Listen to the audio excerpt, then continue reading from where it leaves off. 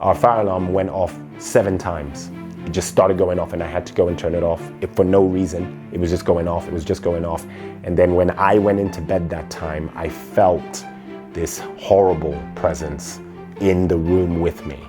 I had Ellie and John from Iris. They were gonna come and they were gonna just come and see me, and we were gonna have some tea and coffee. They were gonna meet my family, and we were just gonna, just kick it and have a good time, and just, meet my family and all that. And they were gonna come in the afternoon, and I had gone to the shop just to get a few bits, for the house, for them to come to. And minutes before I did, I find out that while Leah was in here with our youngest, Rashani, a mug that was hung up on our wall just flew off the wall and landed on the ground. And that really scared Leah because she knew that nobody else was in the house. And when I came back, that was the first thing. She looked terrified. She looked absolutely terrified, like something had happened and she couldn't explain it. She was really, really scared. And minutes after, Ellie and John arrived, and they shared some incredible testimony. And Leah was in here, and Ellie prayed for her at the end. It was really, really nice. And Leah was a little bit. It was a mixed bag because she had been touched by a lot of the testimony, but she had been terrified by that supernatural activity that had happened.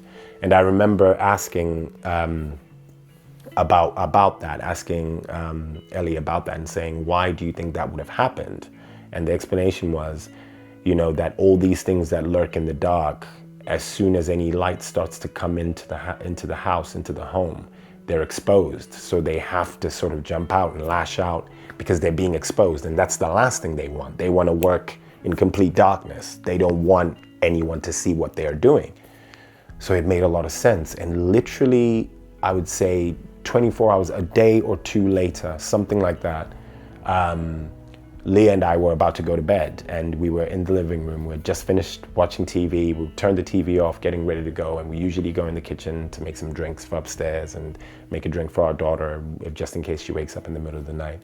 And before we stepped into the kitchen, we both at the same time heard a voice whisper, "Leah." And it was like, when something happens and the both of you react at the same time, look at each other, and And immediately, fear just struck Leah. I could see, because this to her was unnatural. It was something that she probably didn't even really truly believe in.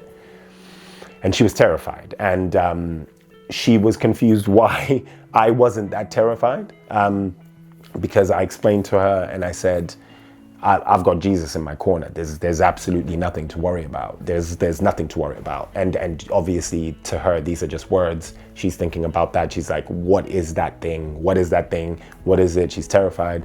So we go to bed, and when we're in bed, we start hearing outside of our door, like someone flicking a light switch on and off, just in our bathroom, just on and off. And Leah's even more terrified now. And at the time, I didn't think about doing it because I was only months into being a Christian. I wasn't somebody that knew all these things immediately.